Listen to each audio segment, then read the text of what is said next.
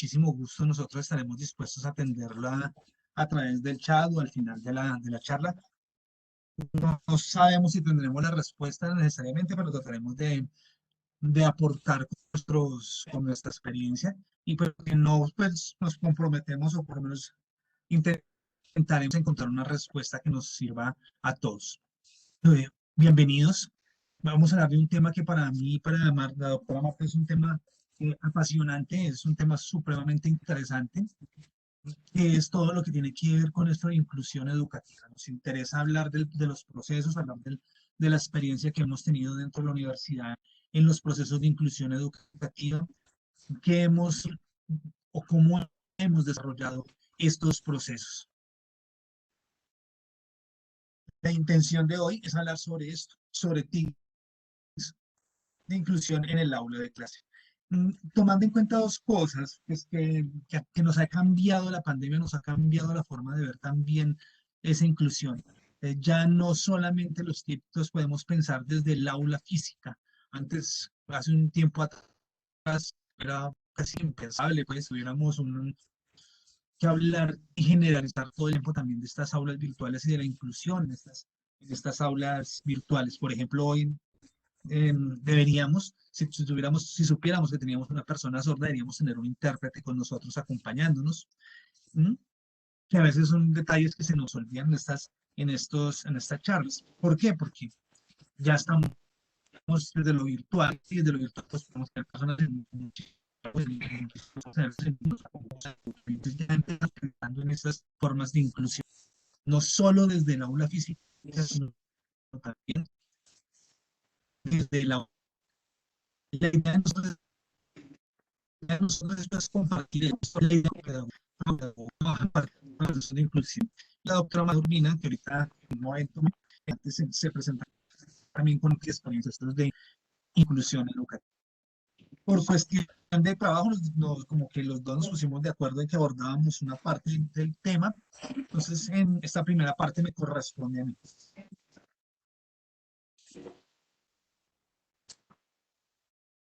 Cuando hablamos de inclusión y cuando hablamos de un programa de inclusión, la primera pregunta que se vino a la universidad o que nosotros queríamos cumplir en la construcción de TIPS es ¿y qué debe conformar un equipo de inclusión? ¿Quiénes deben estar dentro de un equipo de inclusión?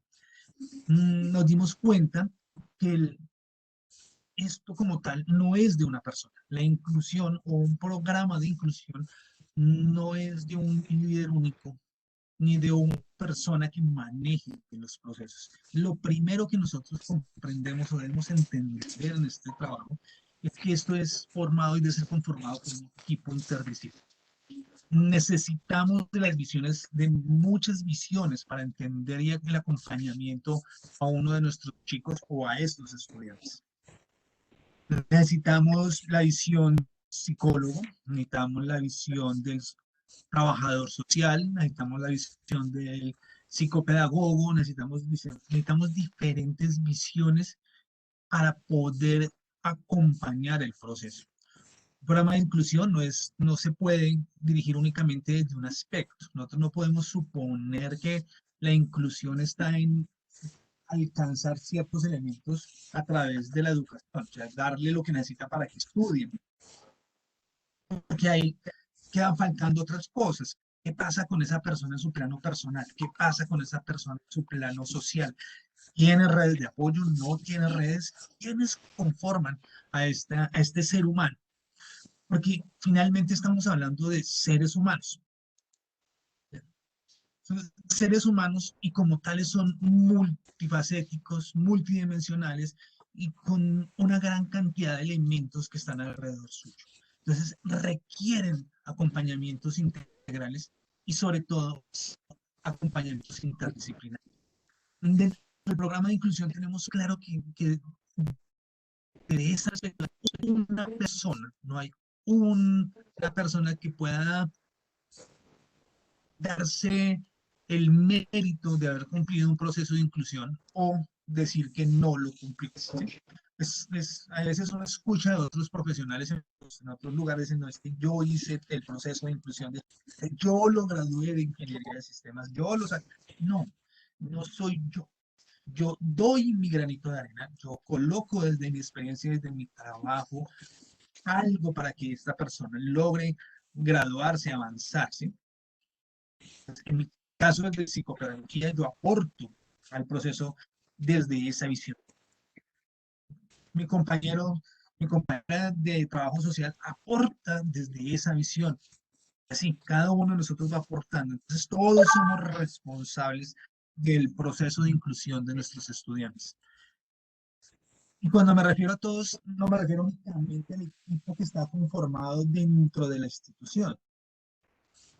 Me refiero a padres de familia, amigos, docentes, redes cercanas, todos. Todos tenemos un papel fundamental en el desarrollo de la inclusión. Claramente, dentro de las universidades no podemos, o no somos todos, pero somos parte fundamental para engranar todos esos esfuerzos. Entonces, lo primero que tenemos que tener claro cuando hacemos un Bebé, proceso de déjame inclusión, sola. No, sí, nuestros iniciando. estudiantes tenemos ¡Ay, vete! Ah, no, no sirvió de nada lo de Stevie. Uy, hay un silencio, micrófono abierto, qué por pena. favor, silenciemos el micrófono.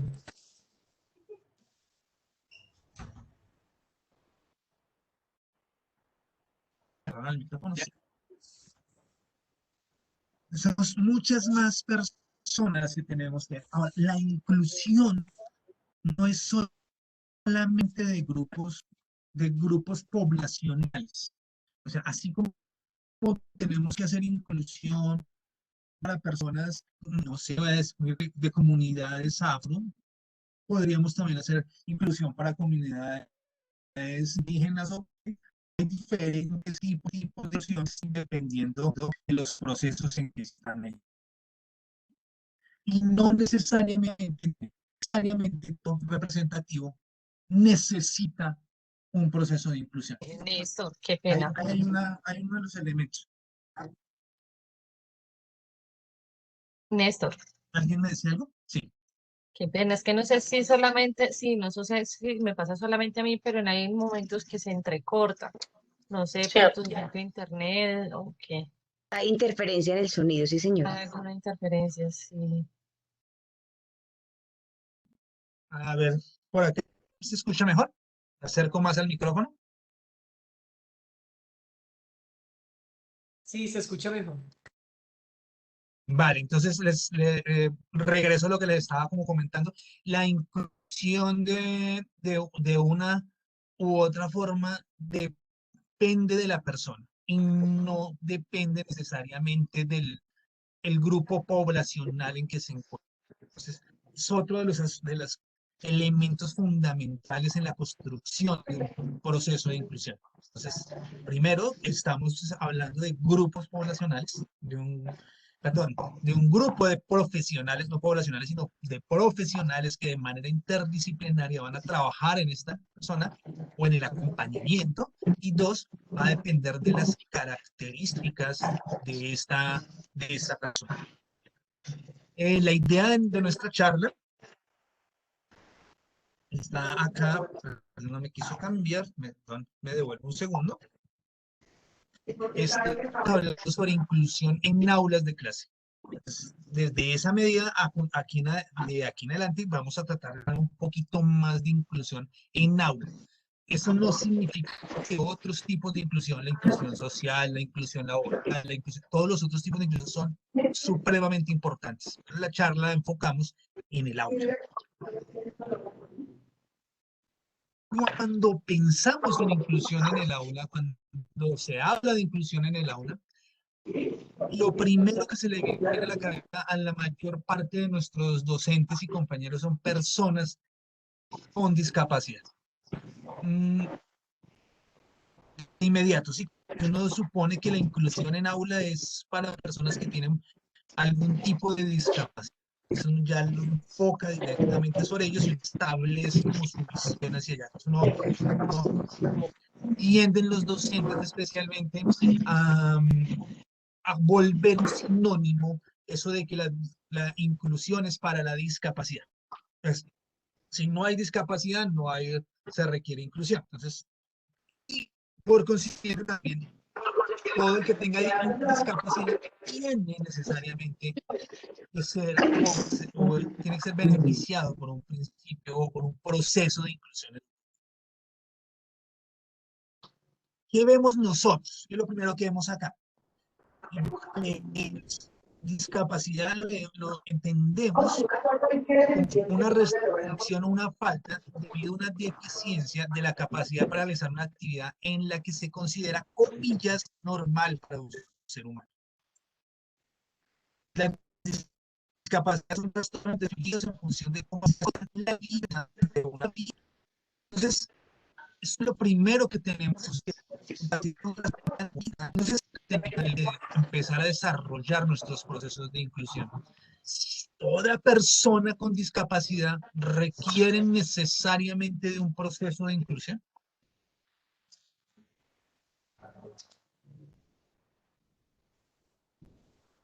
Dejé ahí un espacio para que ustedes se contestaran la pregunta ahí individualmente y la respuesta que nosotros damos es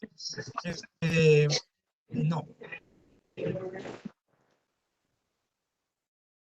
No requerimos o no requieren todas las personas un proceso de inclusión por el solo hecho de tener una discapacidad. Las discapacidades no necesariamente se relacionan con la discapacidad. Denme un segundo, yo consigo un micrófono, un audífono, a ver si lo logro mejorar.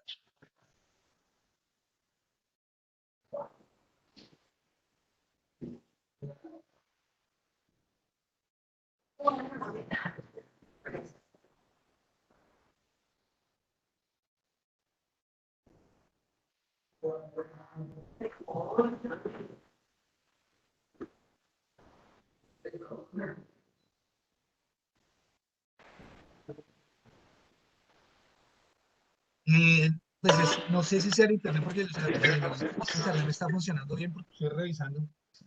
Pero bueno, voy a cortar el video, voy a seguir sin el video, a ver si de pronto logramos mejorar. No sé si ahí se mejoró un poquito. Sí, acabo de cerrar el Sí, video, a ver si señor. sin el video funciona mejor. Aquí nos funciona mejor. Vale, entonces estaba yo como comentando, claro que no necesariamente la discapacidad requiere o genera que la persona sea beneficiaria de un proceso de inclusión educativa. ¿Por qué? Voy a ilustrarlo con un ejemplo que me gusta mucho, que es una persona en silla de ruedas. Entonces, miremos si esta persona tiene o no tiene una discapacidad. Entonces, me dicen, discapacidad es una restricción o falta debido a una deficiencia para realizar una actividad en forma que se considere normal para el ser humano. Sí, él tiene una discapacidad, necesariamente está en silla de ruedas. El hecho de estar en silla de ruedas hace que tenga una dificultad para movilizarse, una dificultad de movilidad. Clarísimo. Ahora miremos, esta persona tiene que ser beneficiaria de un proceso de inclusión educativa.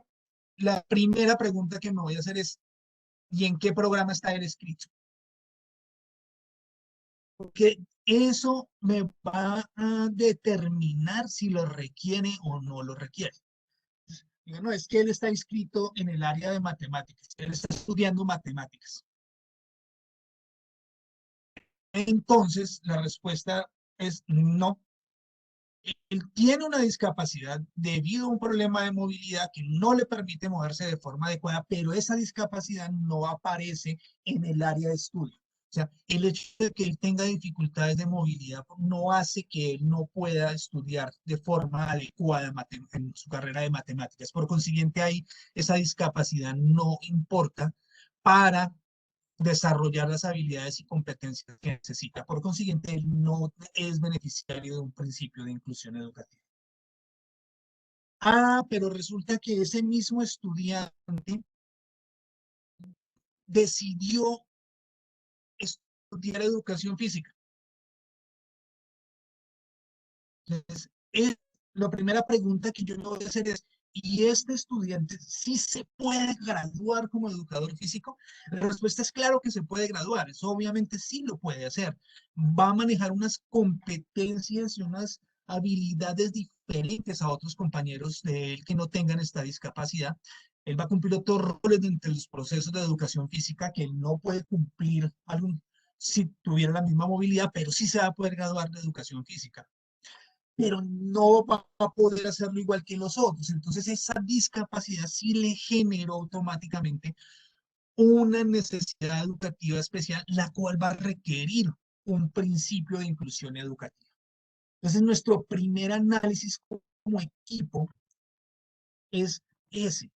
Este estudiante, todo el equipo, todos los que somos, todo el equipo interdisciplinar va a revisar es cuáles son las necesidades específicas de esta persona y y se puede no de igual forma, de ayudar de forma, de requerir. Entonces, ahí va a aparecer lo primero. Necesitamos conocer si la discapacidad genera o no genera una dificultad en esa actividad que va a ser normal para él. ¿Cuál? En este caso, ser educador físico. Y discapacidad le va a generar una dificultad para hacer educación física de forma, comillas, normal. Entonces ahí sí va a requerir inclusión debido a la discapacidad. No va a estar la discapacidad. No, no la requiere. Entonces ya no va a haber problema. Entonces, la discapacidad no es necesariamente un sinónimo de inclusión educativa, ni tampoco no es obligante que tenga discapacidad para tener que estar siempre en un proceso de inclusión. ¿Qué es lo que vamos a darnos cuenta? ¿Qué es lo que va a requerir entonces para que sea beneficiario de esos procesos de inclusión? Que haya algo que no le permite hacer de forma, comillas, normal sus actividades dentro de eso que ha tomado o esa decisión que ha tomado él en su vida. De ahí viene que hay otros estudiantes que no tienen la discapacidad y muchísimas veces la discapacidad o tienen alguna dificultad y no es visible ante los ojos de nosotros, que sí requieren un proceso de inclusión educativa. Como aquellos estudiantes que tienen problemas de aprendizaje. Problemas de aprendizaje y ya en la universidad como tal, ya no podemos centrarnos en que ese problema de aprendizaje es debido a que no estudió bien matemáticas o lo que el colegio no, ya llegó con el problema. No podemos sentarnos a llorar sobre la leche derramada del problema de aprendizaje, sino que ya tiene ese problema y debemos hacer algo por ese problema. Puede venir desde el hecho de haber estado mal mediado, a tener dificultades asociadas a problemas neuropsicológicos que la doctora Marta nos podrá recordar más adelante, la gran cantidad de situaciones que presentar. Las múltiples situaciones, podríamos hablar, por ejemplo, de un caso de dislexia. ¿Qué sucede con un estudiante universitario que tenga dislexia? Necesariamente presenta esto que aparece acá, porque un problema de aprendizaje lo vamos a definir como un conjunto de perturbaciones que se manifiestan con problemas en el ámbito lingüístico y con defectos de procesamiento de los principales factores cognitivos. ¿Por qué? Porque el cerebro no integra o no procesa la información de la forma ideal. Entonces, nuestro estudiante tiene una dislexia. Él tiene, al tener su dislexia, tiene un problema de aprendizaje, pero ese problema de aprendizaje no significa que él no pueda graduarse de una carrera o de la carrera que él haya escogido. Él puede escoger su programa y puede escoger graduarse. Solo que para poder graduarse requiere unos acompañamientos especiales. Él no se va a poder graduar de la misma forma que otros estudiantes que no tengan esta dificultad. ¿Se puede graduar? Claro que sí. Conocemos muchísimos casos exitosos dentro de la universidad que se han graduado con dislexia, tienen sus graduaciones de pregrado, de posgrado, doctorado. Tenemos profesores dentro de la universidad con doctorado que tienen dislexia y han logrado su proceso. ya que la dislexia no es un impedimento para graduarse. Sí lo pueden hacer, pero requiere de un acompañamiento especial dentro de las aulas. Y ese acompañamiento especial que debe recibir el estudiante es un proceso de inclusión. Pero volvemos a lo mismo. ¿Cuántos tipos de dislexia hay? Entonces, digamos, obviamente este no es el momento de sentarnos a hacer el análisis de eso, pero sabemos que hay muchos. O sea, hay 4 niveles macro y entre esos niveles a su vez aparecen una serie de subdivisiones de tipos de dislexia que van a hacer que las condiciones del estudiante sean diferentes para cumplir sus objetivos curriculares, sus objetivos. Entonces nosotros como equipo, vuelvo, yo soy muy reiterativo en este aspecto, porque para nosotros el clic fundamental de la inclusión es sentarnos a analizar qué es lo que ese estudiante, ese muchacho requiere, porque no es un recetario para todos igualito. Sí, sí hay unas normas y hay unos elementos generales que se cumplen, que sirven de base para todos nuestros estudiantes, para arrancar de ahí, para empezar a construir de ahí nuestras adaptaciones. Ahorita la doctora Marta nos va a comentar algunas cosas alrededor de eso, pero no es el fin. Ese es el principio del proceso de inclusión educativa. Entonces, vamos a acompañar a estos estudiantes, miramos esas características propias de él y de ahí vamos a derivar las series o los elementos que nos interesan para desarrollar su programa de inclusión. De esa forma, también puede llegar a suceder que un estudiante con un problema de aprendizaje X no necesariamente lo tenga por la carrera o programa que decida estudiar. Dentro de los problemas de aprendizaje, pues no solamente están todo lo que tenga que ver con los factores cognitivos, también podemos hablar de factores motrices. Yo tengo una terrible motricidad, soy motrizmente muy torpe, pero yo estoy estudiando matemáticas, no va a tener tantos problemas para graduar, como si no voy a tener si decido estudiar una ingeniería y tengo una discalculia. Entonces, volvemos al principio fundamental y al tic fundamental de la inclusión educativa.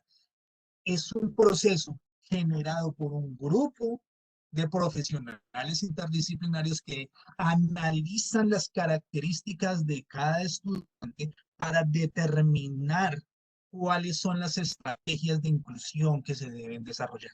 Entonces, no podemos eh, entregar un recetario único, no podemos decir esto es bueno para todos los personas que tengan dislexia, esto es bueno para todos, no, pero sí podemos encontrar algunos elementos de partida y continuamos al análisis particular de cada uno de ellos. ¿Por qué? Porque finalmente lo que el programa debe buscar, lo que debemos buscar en el programa es que nuestros estudiantes desarrollen sus competencias, que logren esas competencias que van a permitir que él se desempeñe en el mercado laboral de forma adecuada. Esto también para nosotros es supremamente importante. Cuando hablamos de inclusión, nos damos cuenta que un principio de exclusión, suena curioso o no lo que voy a decir, pero excluir a un estudiante también es tenerlo en un programa que él no puede, por sus características propias, no pueda lograr graduarse, no, sino salir al mercado laboral a competir de forma adecuada. Yo coloco siempre el mismo ejemplo. Yo soy muy malo jugando fútbol, por no decir terrible, mi esposa les confirmará que soy horrorosamente malo jugando fútbol, ni se diga bailando. Y si me hubiera metido a las malas a estudiar en una academia de fútbol y en la academia de fútbol me hubiera hecho todos los procesos de inclusión y me hubiera graduado como futbolista, seguramente hubiera salido con fútbol y no me hubiera contratado ningún equipo de fútbol. Para que me permitieron estar tantos años haciendo eso si finalmente la frustración va a aparecer cuando voy a intentar estar al otro lado, porque no voy a lograr desarrollar las competencias. Ahora, esto no es una decisión de un profesor ni de un profesional, ¿no? Esto es una decisión del equipo y eso volvemos a esto que estamos acá, el equipo, donde está el contexto social, el contexto educativo, el contexto familiar, las habilidades prácticas, cognitivas y valorar todas las destrezas de nuestros muchachos que nos permiten identificar, se permite identificar. No. Si es una persona que tiene un autismo y es un autismo grado 2 que no le permite estar en compañía de otras personas que no, y esta persona con esas dificultades, intolerancia al ruido, dificultad para hablar en público, decide estudiar profesor, pues probablemente no va a estar en el nivel cuando se gradúe. Néstor, Entonces, se hay te que, corta el hay que, sonido. otra vez, acá, no sé qué me está pasando aquí. Voy a cambiar el micrófono.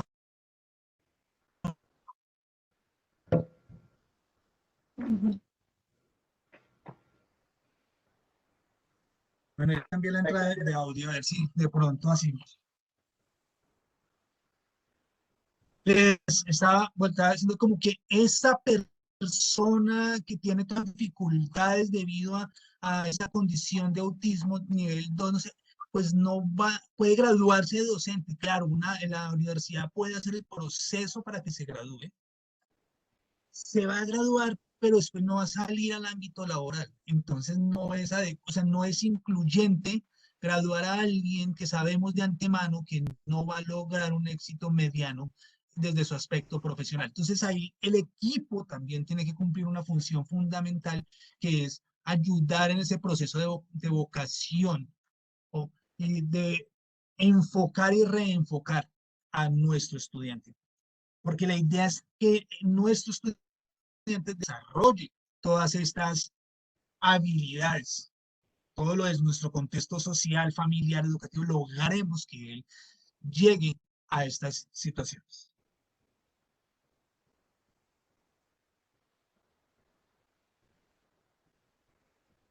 Para nosotros dentro de la universidad es importante esto es lo más importante acá.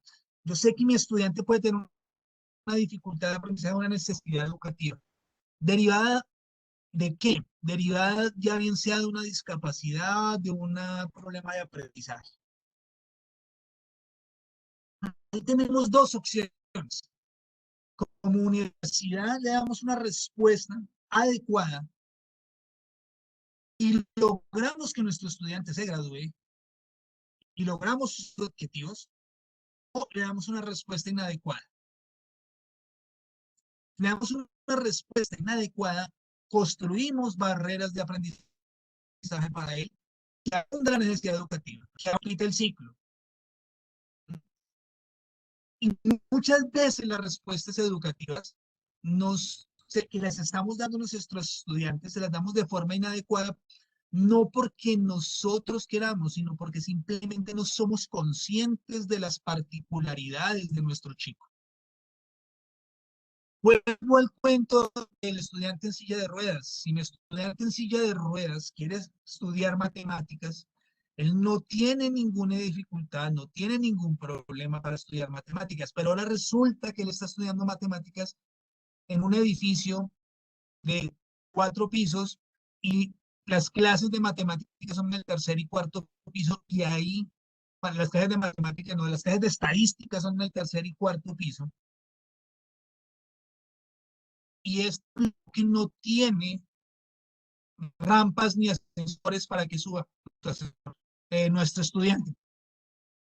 Miren lo que está pasando, que le estamos dando una respuesta inadecuada al estudiante en silla de ruedas que me genera una barrera de aprendizaje que me ahonda una necesidad educativa especial que antes no estaba, me hace aparecer una necesidad educativa especial. Él no está aprendiendo estadística debido a una respuesta inadecuada del sistema. Entonces, bueno, hay dos opciones. Entonces, tumbo el edificio, le meto un ascensor, tumbo el edificio y le pongo una rampa. Opción 1, ¿Cuál es la opción 2? Nada, pues el profesor de estadística que se da cuenta que tiene un estudiante en silla de ruedas, que alguien se toma el trabajo de comentárselo, porque muchísimas veces los docentes no saben que eso sucede. Y se toma el trabajo de decirle, profe, nosotros tenemos un compañero, llama y dice, mira, hay un estudiante en silla de ruedas. Entonces el profesor dice, ah, pues yo tengo clase en el cuarto piso, de allá no hay rampa. Entonces a la hora de mi clase me bajo al primer piso y hablo con el profesor de los salones del primer piso, hablo con alguno y le digo, profe, cambiemos de salón. Usted coja el cuarto que no tiene estudiantes en silla de ruedas, yo me quedo con el primero. Mi estudiante en silla de ruedas puede entrar. Miren, se acaba de terminar la respuesta inadecuada, se convirtió en una respuesta adecuada y se alcanzaron los objetivos. Así de sencillo puede ser dar las respuestas adecuadas. Y así de sencillo puede ser dar la respuesta inadecuada. Y ahí es donde estamos nosotros para mirar esas características, esos equipos de inclusión. Estamos para mirar esas situaciones. Muchas veces nuestros estudiantes no necesitan que les tumben el edificio o que les pongan un ascensor. Lo que necesitan es que el docente sepa que tiene que negociar, comillas, con el docente de abajo para cambiar de aula. ¿Mm? Ahí estamos nosotros y ese es el principal tip para la inclusión en aula. Porque somos consonantes desde la universidad. La exclusión educativa, como nos dice la Organización de las Naciones Unidas, la exclusión social y educativa va más allá de la falta de los servicios de educación. El problema no es que mi estudiante, porque a veces se siente, si el estudiante entró a la universidad, ya lo incluimos. Si el estudiante entró al programa, ya está incluido, ya logró lo que necesitaba. Entonces las universidades tienden a hacer muy buenos programas de admisión para personas con discapacidad, pero fíjense que por ejemplo con problemas de aprendizaje no, pero sí con discapacidad. Y a veces se siente que ya con eso es suficiente, ya tenemos un excelente programa de admisiones para problemas, para personas con discapacidad. Estamos cumpliendo con los principios que necesitamos, estamos cumpliendo con la inclusión.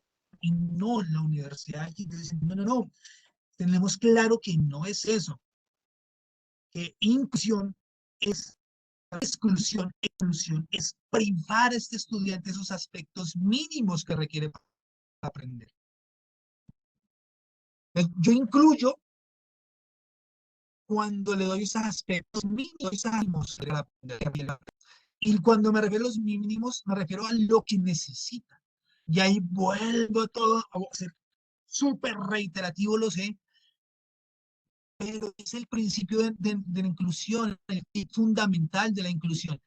Lo mínimo que requiere, yo lo sé cuando conozco a mi estudiante en todas sus características. Entonces, sí, muchísimos ejemplos que podemos traer. Si mi estudiante es sordo, él necesita, ¿qué? ¿Un intérprete? O necesita que el intérprete lo lleve y lo traiga en carro desde la casa. Ustedes dirán, pues obviamente él necesita un intérprete. Yo les cuento que nosotros hemos tenido casos en la universidad en que el intérprete se convierte en el chofer del estudiante. ¿Por qué razón? Porque la familia considera que el estudiante necesita no solamente intérpretes, sino choferes, entonces exigen otras cosas. Y nosotros decimos, no, qué pena, pero no, esto no es así. Él no necesita eso, él necesita es un intérprete. Y necesita otras cosas curricularmente, pero no necesita. Él necesita es esto. Y como programa buscamos esos mínimos que requieren, porque cuando les damos más de lo que requieren, nuestro estudiante se vuelve dependiente, y les damos una respuesta inadecuada, que le generamos nuevas barreras que antes no tenían. Antes tenía la barrera del idioma o del lenguaje, ahora tiene una barrera de movilidad porque ya no puede moverse solo. Entonces, ahí entramos nosotros y el programa entra a hacer un papel de malo en algunos, de malo entre comillas, porque el estudiante de inclusión por lo general va a solicitar mucho y todo puede solicitar. Entonces está bien, a ver qué le dan. Pero no lo que él necesita para que cumpla sus objetivos y vaya lo suficiente. Entonces muchas veces nos van a ver como que no queremos darles esas cosas. Y desde el otro lado están los docentes y otros compañeros que a veces sienten que nosotros estamos exigiéndoles más de lo que requieren nuestros compañeros para esos estudiantes. A veces puede suceder que uno va a hablar de un estudiante de inclusión y dicen, "Ah, ya vienen acá a pedir que lo hacemos o que lo grabemos, lo que no buscan". No, muchachos. Tenemos que, por eso, último que voy a comentarles alrededor de estos principios que estamos hablando es que ese conocimiento de mi estudiante, ese conocimiento que he logrado adquirir, no se puede quedar en mí o en el grupo de profesionales. Ese conocimiento debe llevarse a los docentes, a la familia, al contexto social, o sea, hacer psicoeducación con todo el contexto, con todas las personas, con todo el contexto social, familiar, educativo, con todos, para que se comprenda el principio de inclusión y logremos avanzar. Con, voy a dejar con la doctora Marta Urbina, espero que con la doctora el sonido no nos falle como me ha estado fallando a mí. Yo sigo aquí presente y si al final de la charla, si tienen alguna inquietud adicional, con muchísimo gusto se las estaré contestando. Doctora Marta, quedan con usted. Bueno, muchísimas gracias. En esta segunda y última parte de la charla vamos a hablar un poco como de algunas estrategias y de algunos tips y algunas medidas de acompañamiento que nosotros nos pueden favorecer ese proceso que hacemos nosotros en las aulas. Como docente, ¿se me escucha ahí? Me sacó, creo. Me voy a pasar para allá, ¿vale? Ahí se te escucha. Se escucha perfecto. Ah, perfecto. Es que se me congeló la imagen y pensé que me había sacado. No, no. Bueno, entonces les voy a contar un poco en esta parte acerca de la experiencia que hemos tenido nosotros de aquellos requisitos y aquellas estrategias que nos han favorecido los procesos de inclusión, específicamente en educación superior. Es muy importante que tengamos en cuenta, primero que todo, que para favorecer un proceso de inclusión, como bien lo decía Néstor Raúl, necesitamos un equipo de trabajo capacitado para esto, un equipo de trabajo que sepa, valga la redundancia, trabajar en equipo y que esté capacitado en este tema para que pueda aportar los elementos necesarios en el proceso.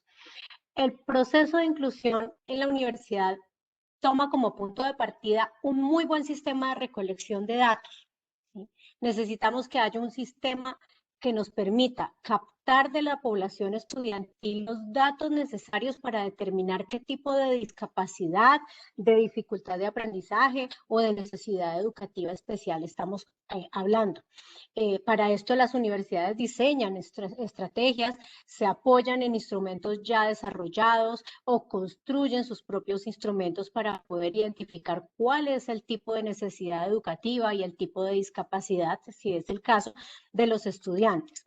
¿Por qué insisto en esto? Porque también nos hemos encontrado con situaciones en que este sistema de recolección de datos a veces no capta la información de manera muy precisa o no es muy claro en la interacción con los estudiantes y nos genera información incompleta o información distorsionada que no nos permite identificar el foco de atención de nosotros y son esos estudiantes que requieren un proceso de inclusión.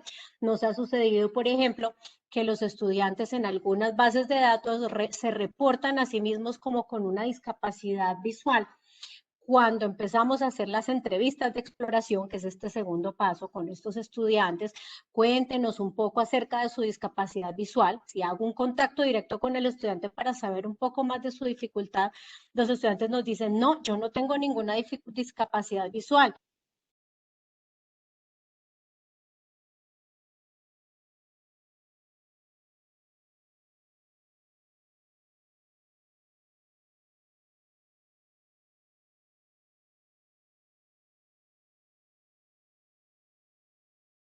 Se fue el sonido, se fue el sonido.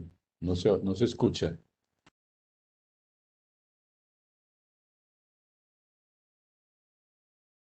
Me van los problemas técnicos, aquí nos cambiamos para este equipo a ver si nos funciona mejor. Entonces, insistimos mucho en eso de la recolección de datos precisa, suficiente, clara, concisa. Es muy importante que esa entrevista de exploración de necesidades nosotros la podamos llevar a cabo con los estudiantes para poder tener un contacto uno a uno con ellos y saber cómo es esta persona, puede explorar sus habilidades, puede explorar sus talentos y habilidades, así como sus limitaciones, y que también asimismo nosotros podamos explorar un poco cómo son las habilidades sociales, la parte actitudinal de este estudiante. En esa entrevista, en algunos momentos se deriva, los resultados de esas entrevistas a veces se derivan en una necesidad de evaluar o de profundizar en evaluar competencias con estos estudiantes. Por ejemplo, competencias cognitivas. Necesito que el estudiante presente una prueba de lectura para mirar cómo están sus competencias lectoras, o necesito evaluar su producción escrita, sus habilidades escritas para ver si es capaz de presentar una evaluación escrita y de sustentar sus ideas por escrito. O por el contrario, necesito evaluar sus competencias socioafectivas. ¿Qué tal trabaja en equipo? ¿Qué tal interactúa con el grupo? ¿Qué tal toma decisiones dentro de un trabajo en equipo? ¿Qué tal habilidad de liderazgo tiene? O por último, pues de pronto requiero evaluar, y esto se hace más también de manera cualitativa, sus competencias a nivel práctico. ¿Qué tan hábil es para tomar decisiones en su vida cotidiana? ¿Qué tan independiente es? ¿Logra transportarse por sí solo, logra manejar el dinero, logra tomar iniciativas en el trabajo universitario y adaptarse a la vida universitaria de manera adecuada? Entonces, de esa entrevista puedo derivar en que requiera o no requiere ese tipo de evaluación. Lo siguiente que se genera es una identificación de redes de apoyo. Ese estudiante no está solo, ese estudiante no está flotando en un universo totalmente aislado de un contexto. Este estudiante hace parte seguramente de una familia, de un grupo de pares, de una comunidad académica, de una comunidad, de un grupo social. Necesitamos mirar cuáles son esas redes de apoyo en que yo me puedo soportar con este estudiante. ¿Para qué? Para que yo sepa con quién puedo contar en este caso. ¿Quiénes son las personas con las que yo puedo contar en el apoyo?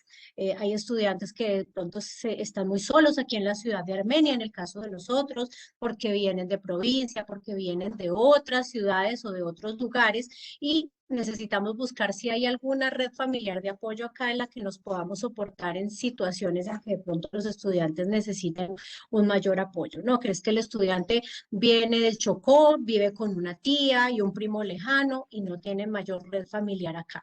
Entonces ahí es donde empezamos a revisar que es necesario a veces también construir esas redes de apoyo.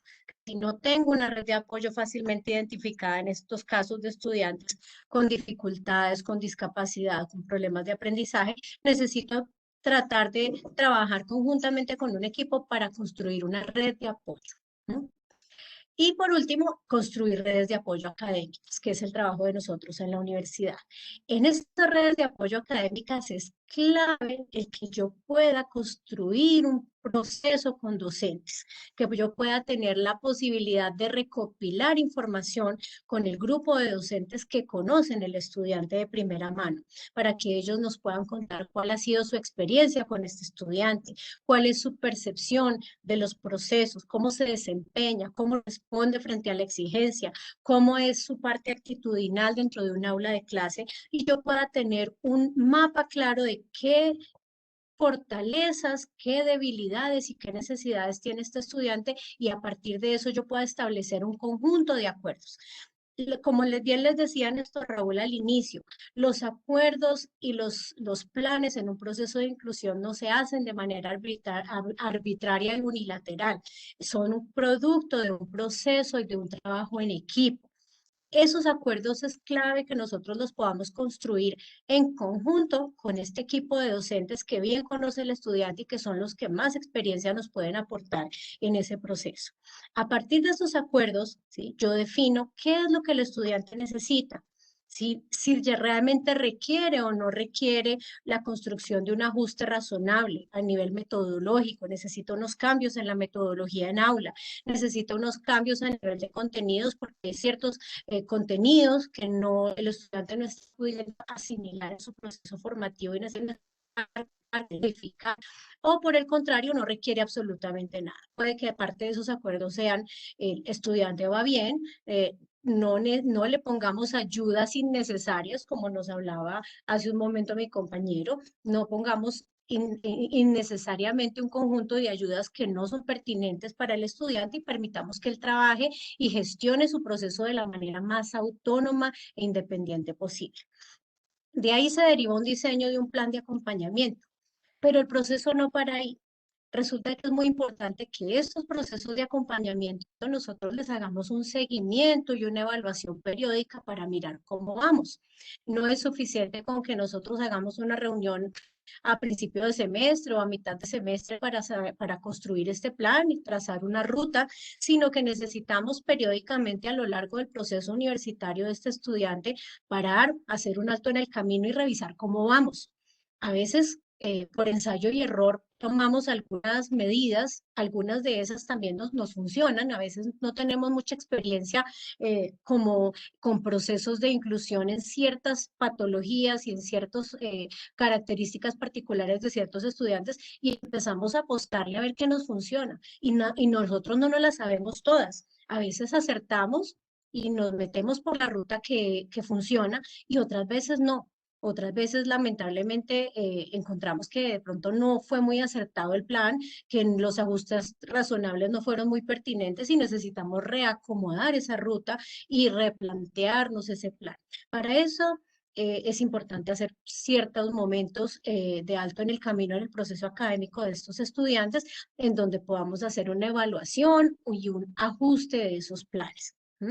Definitivamente ha sido muy acertado algo y es el poder generar espacios de empalme con los docentes que van a recibir a estos estudiantes en el siguiente semestre. ¿Para qué? Para no partir de cero, para que al siguiente semestre los docentes no se encuentren con un proceso de un estudiante que tiene ciertas necesidades educativas y los docentes arranquen de cero, mira, empecemos a mirar qué hacemos con él. La idea es aprovechar la experiencia de los docentes que han tenido la oportunidad de compartir con este estudiante los semestres previos y que tengamos un registro escrito y unas evidencias escritas. Eso es muy importante para cualquier proceso que se den adelante con los estudiantes, dejar siempre por escrito las determinaciones, los acuerdos a los que se lleve a cabo y que de estas evidencias y de toda esta experiencia se puedan beneficiar los nuevos docentes que se van a unir al plan en los semestres posteriores y que ellos puedan empezar a construir ajustes y acomodaciones a partir del proceso que se hizo previamente. ¿Me están escuchando bien ahí? Bueno, vamos a continuar Sí, entonces Señora. con la siguiente diapositiva para hablarles acá un poco de los tipos de discapacidad con que nosotros nos podemos encontrar en educación superior. Los tipos de discapacidad con que nosotros nos podemos encontrar en educación superior son muy diversas. Hay tipos de discapacidad a nivel sensorial, a nivel motor, a nivel cognitivo, dentro de otros múltiples tipos de discapacidad que podemos encontrar. Pero estos son como los tres grandes grupos, las discapacidades sensoriales, las motoras y las cognitivas. Yo me voy a centrar un poco en esta parte de la charla, como en hablarles un poco más de la experiencia que hemos tenido con los ajustes y los planes en discapacidad visual y auditiva, por un lado, porque han sido tipos de discapacidad que ampliamente hemos trabajado dentro de la universidad y en otros contextos, y por otro lado, de tipos de discapacidad cognitiva que también nos han beneficiado en enseñarnos y en darnos una amplia experiencia y unos grandes aprendizajes con los estudiantes con los que hemos podido tener la oportunidad de hacer estos acompañamientos. Esto es como para tener como un panorama claro de cuáles son esos tipos de discapacidad que podrían llegarnos. Las generales, para atender cualquier tipo de necesidad educativa especial derivada o no de una discapacidad. Estas son como las reglas de oro, por decirlo así. Primero que todo, yo pregunto antes de ofrecer la ayuda. Yo lo primero que debo hacer con un estudiante que tiene una necesidad educativa especial o que yo percibo que tiene una dificultad es preguntarle, muchacho, ¿usted quiere que yo le colabore? ¿Usted siente que necesita ayuda? ¿Quiere que nosotros en la universidad como equipo le prestemos unas herramientas, le ofrezcamos algún tipo de apoyo? Yo me puedo encontrar ahí con dos posibles respuestas. El estudiante puede optar porque sí se quiere dejar ayudar y decir muchas gracias, si quiero iniciar un proceso, me pasa esto, me pasa lo otro, ayúdeme con esto, o puedo encontrarme con la respuesta contraria y luego nos ha pasado la experiencia de estudiantes que nos dicen muchas gracias, pero déjeme quieto, no quiero nada, déjeme quieto, yo voy a mi proceso. Y eso puede obedecer a muchas causas. Básicamente puede uno encontrarse estudiantes que están intentando luchar por gestionar su propio proceso por sí mismos, estudiantes que tienen ayuda externa, de pronto estudiantes que tienen los recursos para poder tener apoyos externos, entonces no necesitan mucho acompañamiento dentro de la universidad, o simplemente estudiantes que son un poco reacios o se sienten incómodos con el tema de recibir ayuda. Entonces, pues frente a esa situación, hay que tomar un punto de partida. Si el estudiante acepta de buena manera la ayuda y acepta que nosotros nos metamos un poco en su mundo para poder trabajar con él. De lo contrario, es muy difícil arrancar un proceso donde no hay una apertura por parte del estudiante. Dentro de las estrategias de abordaje tenemos que evitar caer en dinámicas sobreprotectoras. ¿Sí? Entendiéndose esto como la infantilización, el paternalismo, el asistencialismo. Un poco nos hablaba de esto, Néstor, de este tema Néstor Raúl, cuando nos decía el estudiante necesita un intérprete, no quien lo lleve, lo traiga y le resuelva su vida. ¿Sí? Entonces, evitemos caer en esas dinámicas y tratemos en lo posible de pensar que este estudiante necesita ser tratado de acuerdo a su edad. ¿Sí? Si es un adulto joven, si es un adolescente, si es un adulto mayor, hay también en la universidad estudiantes adultos, ¿sí? Si es un adulto, pues necesita recibir un trato por respeto acorde con su edad. ¿Sí? Y evitemos en lo posible esa sobreprotección por otra razón, y es porque estos estudiantes necesitan empoderarse, necesitan asumir un proyecto de vida y necesitan sentirse eficaces y necesitan sentirse confiados de poder sacar adelante una carrera y un proyecto de vida. Entonces es muy importante como regla general el trabajar el empoderamiento de estos estudiantes. Y obviamente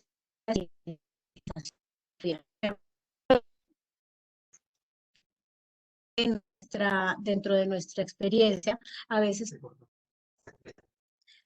se está entrecortando un poquito. Voy a tratar de ir como más cerca al micrófono.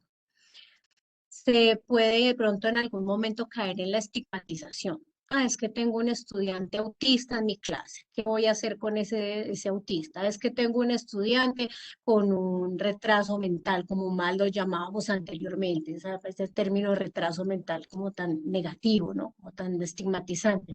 Entonces, evitemos en lo posible eso. Hay momentos en donde sí necesitamos hablar de la condición del estudiante con el grupo.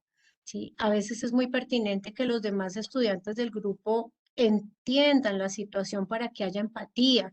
La empatía es la puerta de entrada a todo proceso de acompañamiento y a veces necesitamos que el grupo se sensibilice y entienda qué es lo que le pasa a su compañero. A veces lo que ellos ven es que dentro del aula se siente un compañero que actúa un poco extraño, que habla un poco raro, que no se integra, que no tiene una manera de expresarse como muy normal, pero ellos a veces no entienden en el fondo qué pasa. A veces es importante, sin caer en la estigmatización, explicar al grupo qué es lo que sucede con este compañero con el ánimo de sensibilizar y generar empatía en este proceso y favorecer con esto pues la construcción de redes de apoyo con pares. En eso los docentes tenemos una gran responsabilidad. A veces estos estudiantes no se integran por sí mismos, no logran trabajar en equipo, no logran construir una red de apoyo y no logran tener amigos en el grupo, y a veces es importante como generar unos procesos de intervención y sensibilización para favorecer un poco esos procesos sociales que también benefician muchísimo a los estudiantes dentro de la universidad. Bueno, vamos a hablar rápidamente de dos tipos de discapacidad en esta parte, y son la discapacidad auditiva y la discapacidad visual. En cuanto a discapacidad auditiva, ¿sí? Lo que les puedo contar un poco como en términos generales es que nos vamos a encontrar estudiantes que tienen diferentes tipos de severidad. Hay discapacidades auditivas leves, moderadas, severas y profundas. A cada uno de estos estudiantes se le debe construir un plan de acuerdo con su discapacidad. No es lo mismo tener unas leves dificultades de audición y tener que ser ubicado en la parte de adelante del aula para escuchar mejor, a tener severas dificultades de audición y trabajar una lengua diferente a la de mi profesor, como el caso de los estudiantes que manejan lenguaje de señas. ¿Sí? Estos estudiantes, en estos estudiantes es importante tener en cuenta que su lengua ya no es, ya su lengua principal y su lengua materna ya no es el español. Su lengua materna es la lengua de señas y ellos vienen a la universidad a trabajar en una segunda lengua, a leer, a escribir y a aprender en una segunda lengua, que en este caso sería el español. Es como su lengua extranjera. Es como si nosotros nos fuéramos a otro país y estuviéramos aprendiendo en alemán o en italiano y estuviéramos estudiando en otro idioma. Entonces, estos estudiantes requieren un manejo particular y un manejo especial.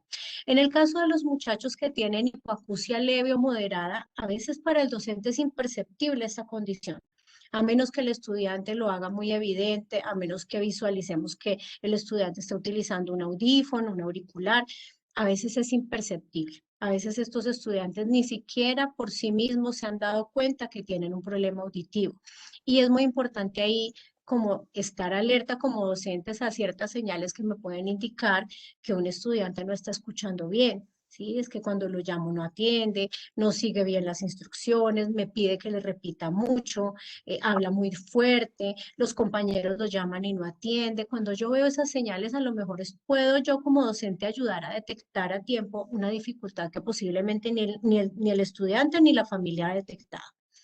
Entonces, como estrategias de inclusión educativa de manera general que puedo yo aplicar en el aula con los estudiantes que tienen discapacidad auditiva. Estamos hablando aquí ya de los usuarios de lengua de señas, personas que se desempeñan mucho mejor en una lengua ajena para nosotros los docentes, que es la lengua de señas.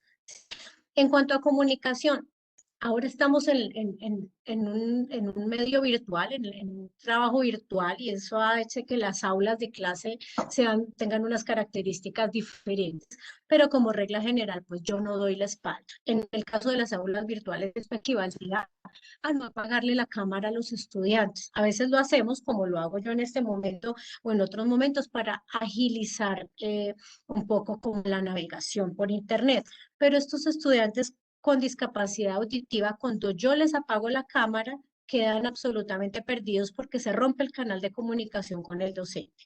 Tengamos en cuenta que muchos de ellos se apoyan en el lenguaje de los gestos, muchos de ellos hacen lectura de labial. Entonces, cuando yo apago la cámara, rompo ese canal de comunicación y ellos quedan simplemente frente a una diapositiva sin ningún tipo de acompañamiento, pues a menos que el intérprete esté ahí como para poder brindar ese apoyo.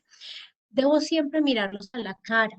Cuando me dirijo a este tipo de estudiantes y los estudiantes tienen un intérprete que los acompaña, por respeto y reconocimiento de este estudiante, no me dirijo al intérprete para comunicarme con él. Hablo directamente con el estudiante.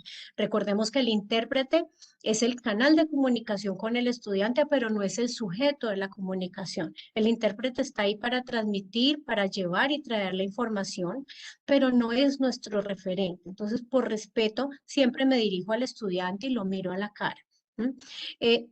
Hay que obviamente asegurarse si se usan, si hay uso de prótesis auditivas, si les están utilizando, si le están funcionando, si le están sirviendo dentro de mi clase para seguir las instrucciones auditivas y todos los contenidos.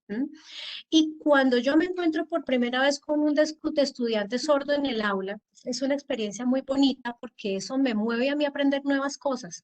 Me mueve a mí me pasó personalmente que yo tuve que empezar a aprender lengua de señas porque empecé a interactuar con estudiantes sordos cuando nunca antes yo había tenido esa posibilidad. Entonces, es una muy buena oportunidad para ustedes como docentes, los docentes que están aquí acompañándonos, tener esa posibilidad de utilizar una nueva lengua, de por lo menos tener acceso a las herramientas o a los mensajes claves, a las señas claves para poder dirigirme a esta población. Ellos se sienten muy cercanos y bastante empáticos con nosotros cuando nosotros les mostramos interés en aprender su propia lengua. Hagan de cuenta como cuando llega una persona armenia a hacer turismo acá y no tiene ni idea de español y le empezamos a tratar de hablar en nuestro inglés así medio chapoteado, tratando como de que él nos entienda, good morning, welcome. Entonces como que esa persona se muestra con una actitud como de apertura hacia nosotros. Eso les pasa a ellos cuando nosotros nos acercamos a su lengua. ¿Mm? Obviamente estos estudiantes cuando no tienen ningún tipo de posibilidad de comunicación en español, pues requieren el acompañamiento del intérprete a los espacios académicos. Yo tenía el caso de un docente de una facultad que este año me decía, es que yo a este estudiante le he citado miles de veces a tutorías y a veces no se conecta a las tutorías y otras veces se conecta a la tutoría, pero siento que pierdo mi tiempo con él porque como que no me entiende nada. Efectivamente, este estudiante no entendía absolutamente nada porque esos espacios de tutoría él no estaba acompañado por su intérprete y sin estar el intérprete presente para él era muy difícil poderse comunicar con este docente y el docente le costó un poco de trabajo entender que esos espacios no eran productivos y no había un canal de comunicación entre ellos, ¿no? Algunos saludos básicos muy sencillos de aprender. Dentro de las señas que es clave aprendernos cuando tenemos en aula un estudiante sordo es su nombre en señas, ¿sí? Su nombre en señas. ¿Cómo te llamas tú en señas? Todos los estudiantes sordos tienen un nombre construido a partir de una seña. ¿Quién se los ha adjudicado? La comunidad sorda, sus padres, sus amigos, las personas cercanas. A nosotros también nos colocan una seña. A mí los estudiantes sordos me colocaron el nombre, la M acá, la M y la sonrisa. ¿Mm? La M y la sonrisa. Entonces, es muy importante el poder como entrar y generar ese vínculo y esa empatía con ellos a partir de este tipo de estrategias y obviamente de poder llamarlos por su nombre en señas. Bueno, en esta parte ya entramos un poco como a mirar estrategias de aula que le pueden servir a los estudiantes sordos. Tengamos en cuenta que a un estudiante sordo le cuesta el doble y hasta el triple de esfuerzo el poder acceder a ciertos conocimientos, a ciertos aprendizajes. En primer lugar, porque su lengua, porque su lengua materna no es la lengua en la que ellos están aprendiendo en la universidad, no es el español. En segundo lugar, porque cuando ellos tienen varios estímulos visuales en pantalla, perdón, para ellos es muy difícil seguir todos estos estímulos. Imagínense un estudiante sordo en este momento sentado donde están ustedes sentados en este momento, tratando de mirar la pantalla para seguir las diapositivas, tratando de mirar la pantalla donde está el intérprete traduciendo lo que el docente está diciendo y tratando de tomar apuntes o tratando de hacer un trabajo en casa mientras hace todo esto. Esto generalmente lo que genera es una saturación de estímulos y de tareas simultáneas en un estudiante sordo a las cuales ellos no pueden responder de manera simultánea. Por lo tanto, el trabajo con los estudiantes sordos debemos llevarlo a un nivel lo más sencillo posible, no porque tengan dificultades de aprendizaje, sino porque el acceso al aprendizaje para ellos es diferente y es difícil en el sentido de que necesitan priorizar una ruta y es la ruta visual de aprendizaje. Entonces, yo trato como docente de priorizar contenidos. ¿Qué es lo esencial de mi asignatura para que este estudiante se lleve este semestre? ¿Qué es lo esencial? ¿Qué es lo que este estudiante no puede dejar de aprender conmigo para pasar al siguiente semestre o a la siguiente asignatura? ¿Mm? Reducir la cantidad de actividades obligatorias en el desarrollo de las clases. ¿Sí? Pensemos que a estos estudiantes les cuesta un montón de trabajo la realización de ciertas actividades porque además necesitan el acompañamiento del intérprete. Muchas veces el intérprete debe ayudarles con la parte lectora porque les cuesta mucho trabajo esa parte de la comprensión lectora en el español. Entonces, reduzcamos la cantidad. Con ellos hay que priorizar la calidad en el trabajo sobre la cantidad, ¿sí? Y el uso intencionado de más recursos visuales de apoyo les beneficia muchísimo a ellos.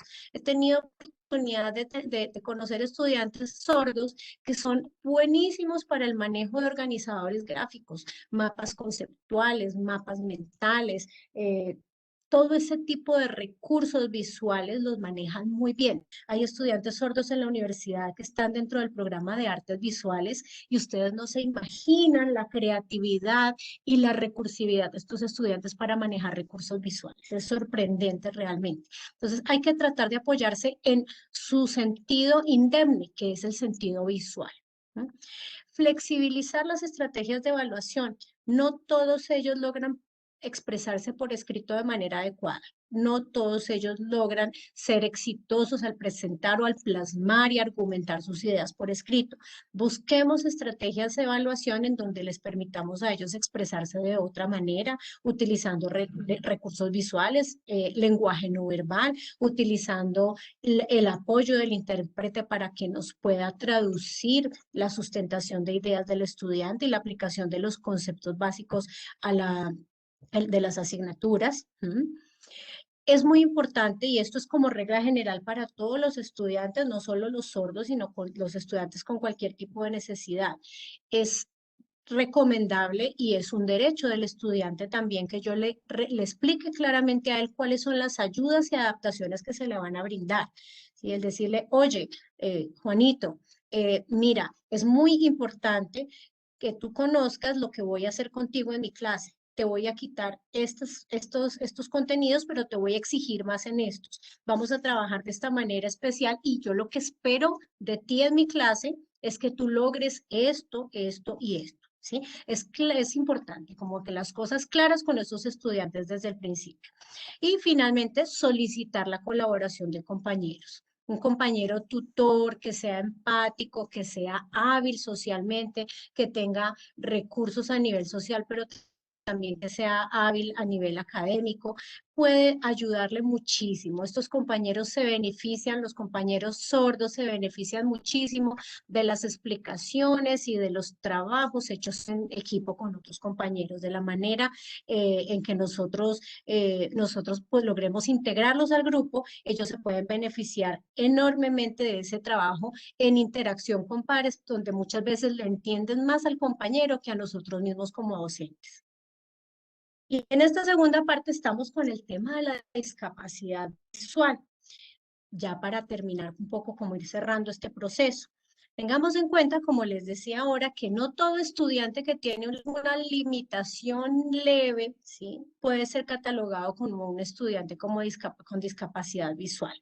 Realmente se define la discapacidad visual como una deficiencia funcional, ¿sí?, en la visión o en la estructura o en el manejo de los ojos, en el manejo, en los movimientos oculares, por decirlo así.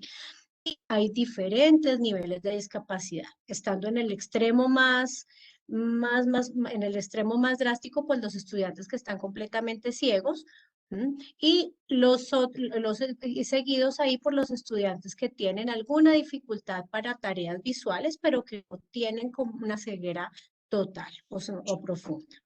Por esos estudiantes es importante tener en cuenta pues las reglas generales, ¿sí? El tratarlos como personas normales, no tenemos que tener ningún tipo de lenguaje especial con ellos. Tienen una ventaja y es que tienen la posibilidad de la comunicación verbal y eso es enorme. Lo que les falta a ellos es la posibilidad de acompañar ese lenguaje y esa comunicación verbal con la comunicación no verbal, pero con ellos es importante trabajar, hablar en un tono normal, despacio, obviamente teniendo en cuenta que ellos no pueden seguir mi gesticulación, ni el lenguaje verbal, ni los gestos, entonces yo tengo que tratar de traducir en palabras mis gestos, mis señas y los términos orientativos que yo utilice en la clase.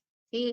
Voy a decir arriba, a la izquierda de la diapositiva, ustedes van a ver tal cosa, tratar como de ser mucho más claros con ellos en el uso normal de este tipo de términos, en el uso de los términos relacionados con la orientación, ¿sí?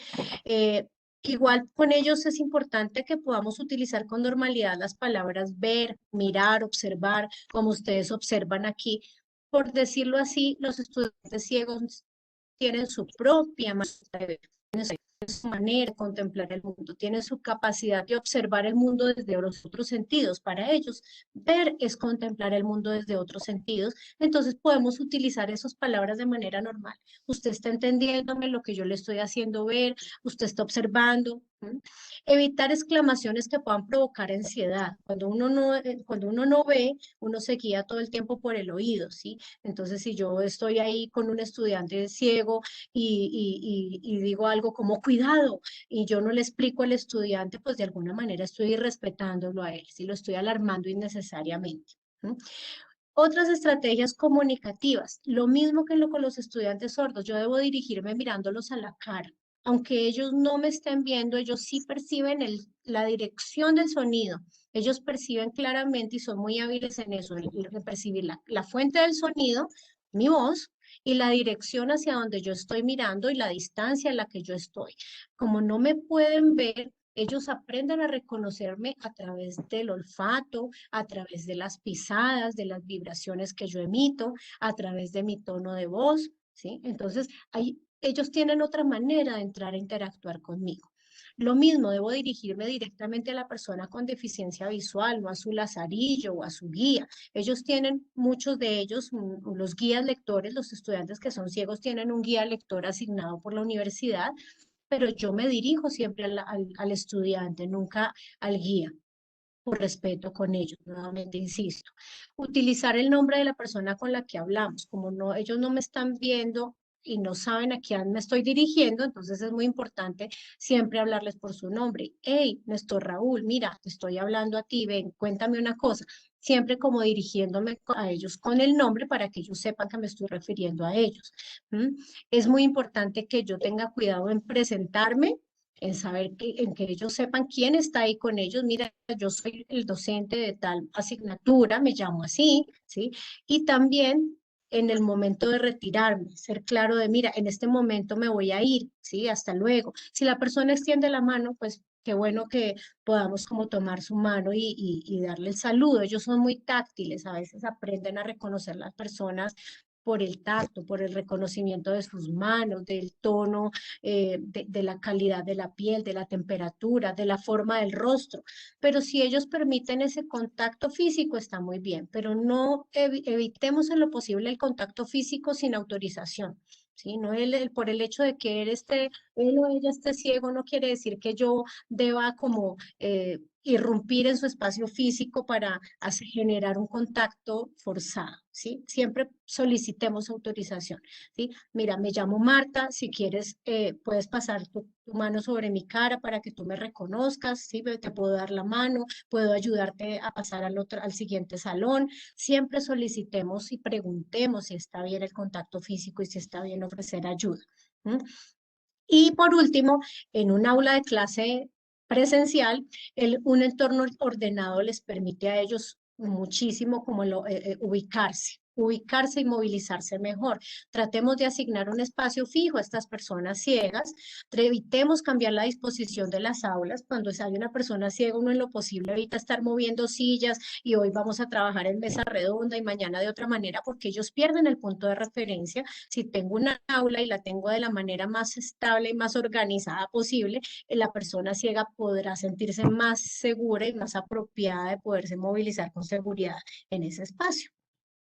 Por último, y con esto cierro, la discapacidad cognitiva. Tenemos también en la universidad, y supongo que en muchas de las universidades donde ustedes trabajan, un grupo considerable de estudiantes con discapacidad cognitiva en diferentes niveles. Con estos estudiantes es muy importante partir de una evaluación de sus capacidades cognitivas, valga la redundancia. Revisemos cómo está su capacidad de expresión verbal y escrita. Revisemos su nivel de comprensión lectora y su nivel de comprensión oral. Comprende lo que lee, comprende lo que yo le digo, pues es capaz de seguir las instrucciones que yo le doy, de parafrasear una idea, es capaz de comunicarse verbalmente, lo hace mejor a través de un escrito. Revisemos primero que todo como punto de partida esa capacidad comunicativa. Con estos estudiantes, igual que hablábamos en el caso de los estudiantes sordos, hay que seleccionar los contenidos esenciales, porque a ellos les cuesta más trabajo que a sus compañeros asimilar contenidos, asimilar procesos, asimilar conceptos. Entonces, busquemos qué es lo esencial de la asignatura y quedémonos con esos esenciales para trabajarlos fuertemente con ellos en la asignatura y que logren pasar al siguiente semestre con las competencias básicas de la asignatura consolidadas, ¿sí? En algunos momentos hay que hacer ajustes en objetivos de aprendizaje. Posiblemente yo tengo en mi asignatura unos 5 o 6 objetivos de aprendizaje y de esos el estudiante con discapacidad cognitiva vaya a lograr 3 de los 5. Bueno, busquemos hacer la tarea lo mejor posible, pero también seamos conscientes de que no va a lograr posiblemente todos esos objetivos y que posiblemente le va a tomar unos semestres más adelante consolidar algunos de esos objetivos, ¿sí? Porque hay que respetar en última su ritmo de aprendizaje. Lo que los demás estudiantes aprenden de manera ágil y rápida, ellos lo pueden aprender, pero a su ritmo. Y eso puede implicar que ellos se tomen más de un semestre en consolidar ciertas habilidades y en comprender ciertos conceptos. ¿No? A ellos hay que trabajarles también a su ritmo el tema de las actividades en clase. En algunos momentos una opción viable es darles tiempos adicionales, darles más tiempo para concluir las actividades. Tengan en cuenta que ellos se van a demorar más, ¿sí? Son un poco más, por decirlo así, un poquito más lentos en el trabajo. Eso no quiere decir que sean malos y que ni que no lo puedan hacer, pero van a ser un poco más lentos en su ritmo de trabajo. Entonces podemos darles tiempos adicionales. Lo que todo el grupo haga en una sesión, yo le puedo dar a él 2 o 3 sesiones de trabajo para que lo concluya, para que él lo haga y si lo haga sin estrés y lo haga solo y lo haga en lo posible de la manera más independiente. Dosificar la cantidad de trabajo es la otra opción. Bueno, no le puedo dar 3 sesiones. Entonces dosificamos la cantidad de trabajo. De los 10 puntos de este trabajo, de este taller que voy a ponerle al grupo, prioricemos. De esos 10 puntos voy a ponerle a este estudiante 5, los 5 más importantes, pero que los haga de manera independiente, que los haga con tranquilidad, que no sufra el aprendizaje, que no sufra mi asignatura. ¿Sí? Y flexibilizar, por supuesto, las estrategias de evaluación. Debemos ser con ellos lo más flexibles posible, lo más flexibles para garantizar que ellos puedan ser evaluados de una manera justa y equitativa. ¿Aló? Bueno, vamos entonces a dar paso así como al cierre. Bueno, gracias. Con todo este tema, recordemos que como regla general, en todo este tema de la inclusión, hay como algo muy importante y es el trabajo en equipo. Una golondrina no hace verano. Una golondrina no hace verano. Realmente necesitamos del trabajo interdisciplinario de todos nosotros alrededor de un estudiante con discapacidad para lograr buenos resultados, para lograr un avance en los procesos de estos estudiantes y realmente lo que uno ve es una gratitud enorme cuando ellos logran cumplir los objetivos y cerrar un ciclo universitario apoyados por un equipo que los ha sabido llevar y acompañar adecuadamente. Muchísimas Muchísimas gracias gracias a a todos todos por la compañía, por estar aquí escuchándonos este rato. Leíamos una pregunta por acá hace un instante, pues, porque no hablamos de inclusión, porque se habla de inclusión para ingenieros, con personas con venezolanos, con otras comunidades. Sí, en el contexto, esa pregunta que hay en el chat, claro, sí, esas personas también necesitan procesos de inclusión, pero muy seguramente van a necesitar procesos de inclusión social, no necesariamente de inclusión en el aula. Y el objetivo de esta charla era inclusión en el aula. O sea, realmente ese tema que nos hacen ahí la pregunta va un poco más allá del objetivo como tal, pero no significa que para nada que no sea igualmente importante que lo anterior. Muchísimas gracias a todos. Estamos atentos a sus preguntas. Tatiana, doctora Marta.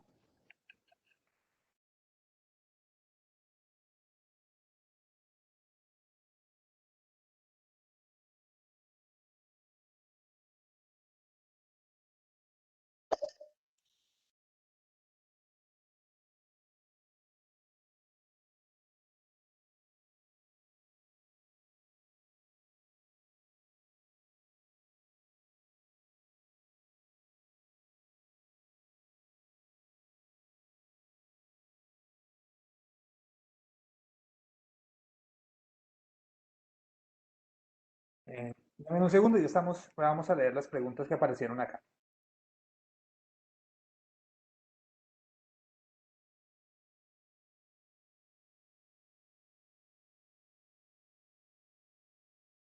Estamos leyendo sus preguntas, inquietudes, comentarios para poder como cerrar como un poquito socializando esta parte.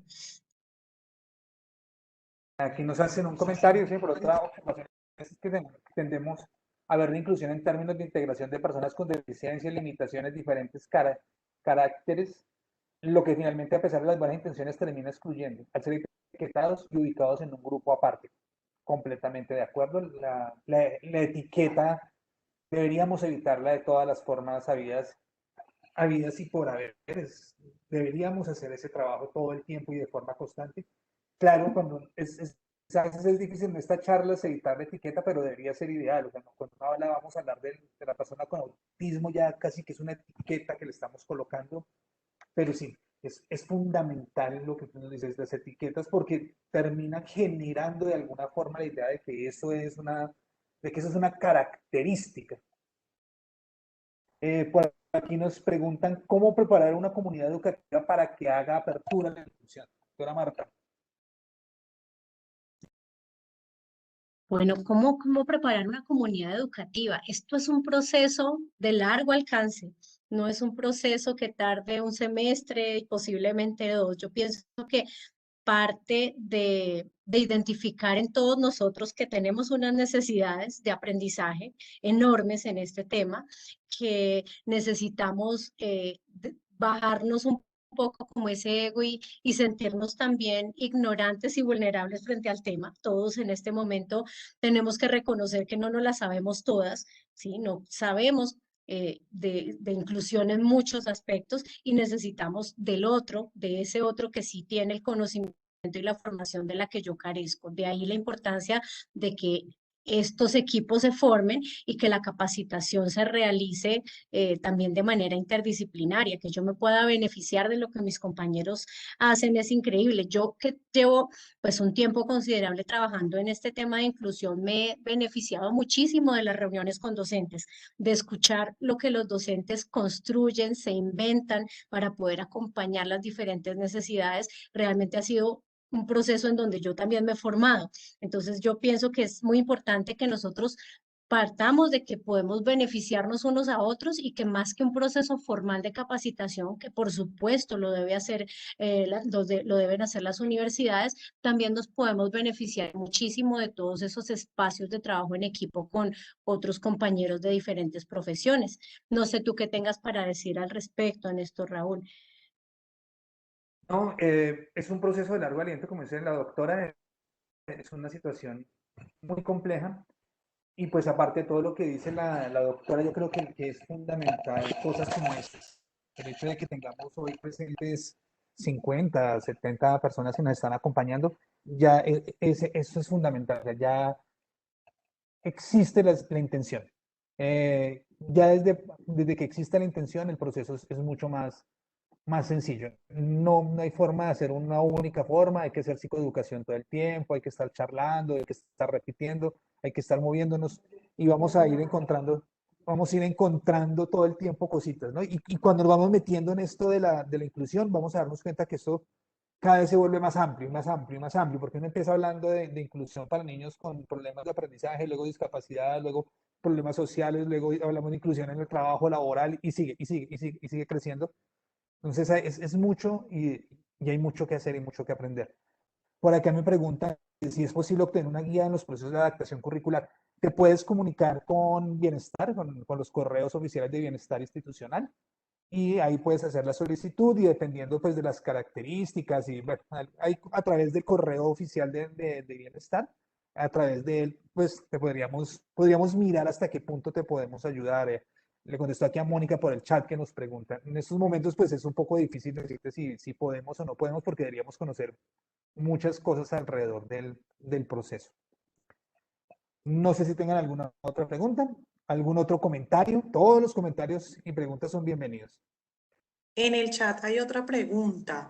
Dice, si una estudiante ya ingresó, ha avanzado en el semestre y se identifica que tiene posiblemente una discapacidad cognitiva, pero la estudiante no tiene diagnóstico. ¿Qué podemos hacer? La estudiante no tiene recursos económicos para costear la prueba y como universidad no la podemos realizar.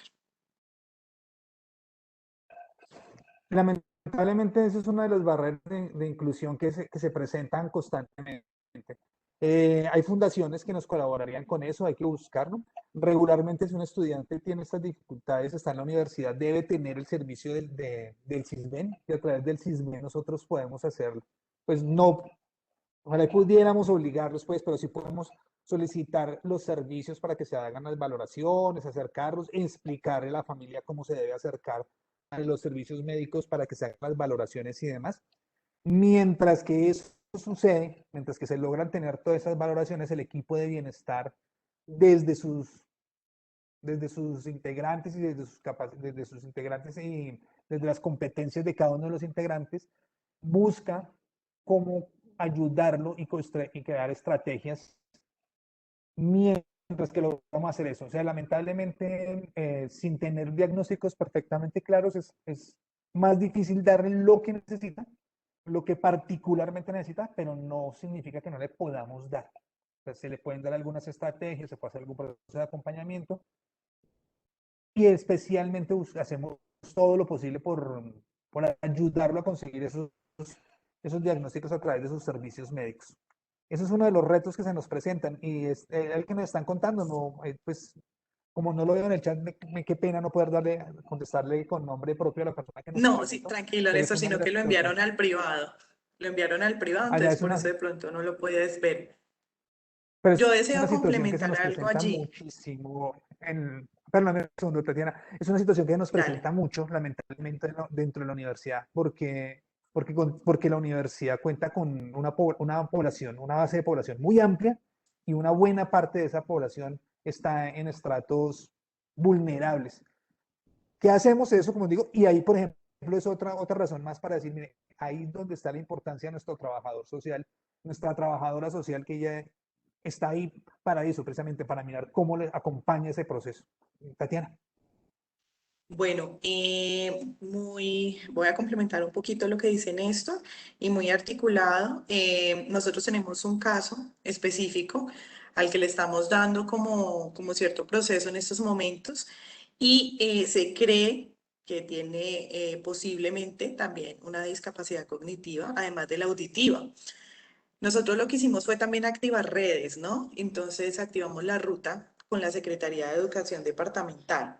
Entonces la Secretaría de Educación Departamental lo que hizo fue acoger nuestra solicitud y ellos con su equipo de trabajo lo que van a hacer es aplicarle, no, lo que van a hacer, no, lo que hicieron, porque ya se hizo esta semana, fue aplicarle una prueba al estudiante para saber cómo se encuentra en determinadas competencias, ¿sí? Inclusive hasta en la misma lengua de señas, en español, en matemáticas, entre otras.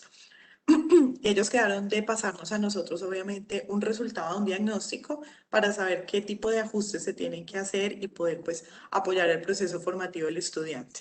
Y por otro lado, no sé si de pronto, Ángela, de pronto en la ciudad donde estés, haya de pronto consultorios de atención psicológica de otras universidades. Por lo general, la San Buenaventura, la von Humboldt, tienen también consultorios de psicología y ellos allá aplican pruebas gratis, ¿sí? De perfil vocacional, entre otros. También de pronto sería consultar con estas otras universidades donde hay psicología, pues si aplican este tipo o algún tipo de prueba específica que mida si el estudiante pues tiene algún tipo de discapacidad cognitiva. Además de lo que dice Néstor, ya por la EPS, pues hacer como todo el proceso, ¿no? Con medicina general, contarle al médico general, el médico general remite al especialista e iniciar el proceso. No sé, Néstor, si de pronto tengas algo más o Marta.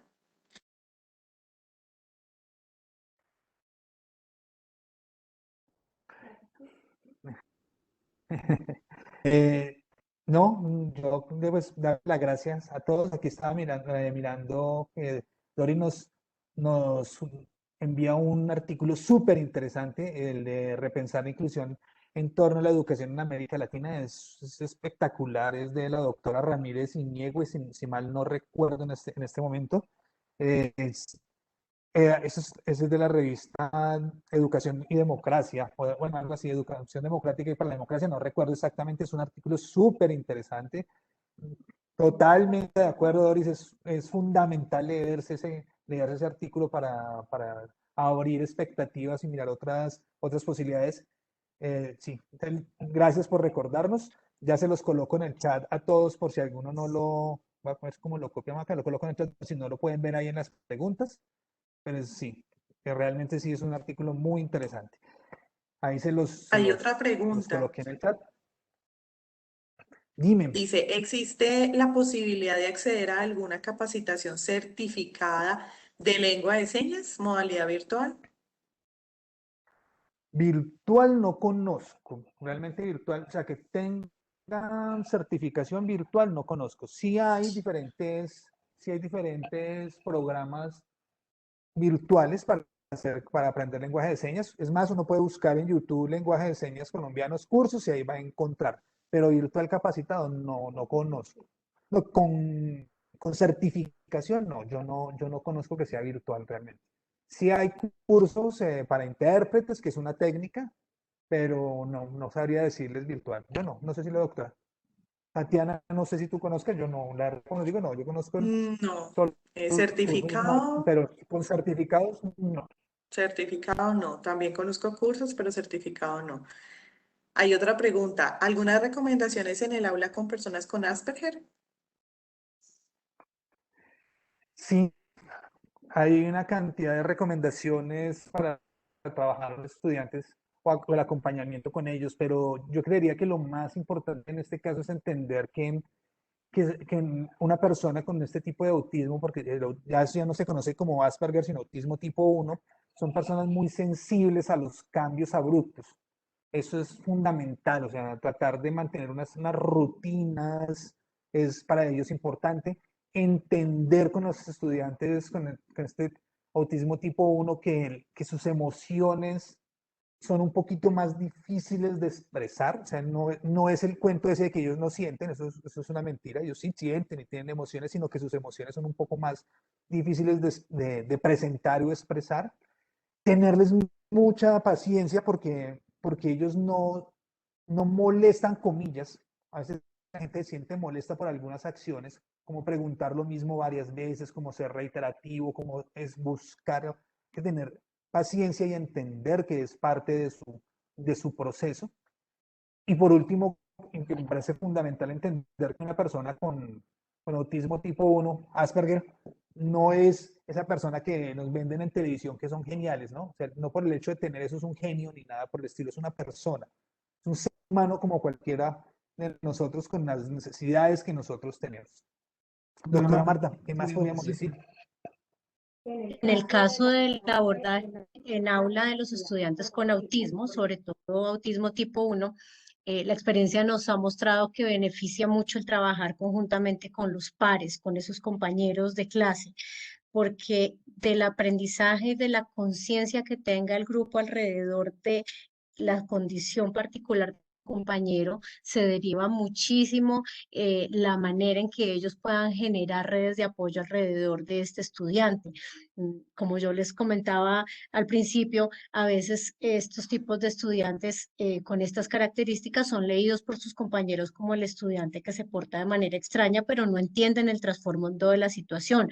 Ahí es muy pertinente la capacitación, la formación y la concientización también alrededor de esta condición en los compañeros para que ellos puedan aprender a relacionarse de manera apropiada con su compañero, eviten situaciones que pueden alterarles. Hay situaciones que claramente a los estudiantes, a las personas con autismo les alteran, ¿sí? Ciertas condiciones en la interacción física, en la manera de acercarse a ellos, en la manera de hablarles, que pueden generar dificultades en la interacción con ellos.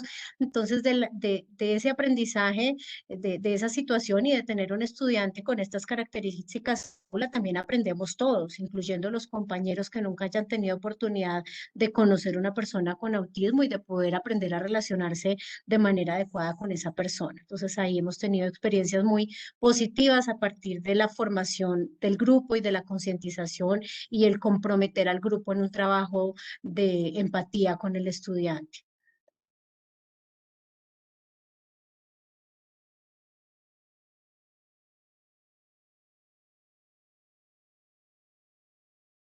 Bueno, muchísimas gracias a todos. No sé si hay algo más, alguna otra inquietud. Vale, mil y mil gracias a todos por la participación, por las preguntas. Gracias por todos los comentarios que recibimos. Esperamos encontrarnos en una próxima oportunidad. Entonces, que pasen una feliz tarde a todos. Una feliz tarde para todos. Muchas Muchísimas gracias. gracias por su atención y su escucha. Muchísimas gracias a todos por su participación. Muchas gracias. Feliz tarde.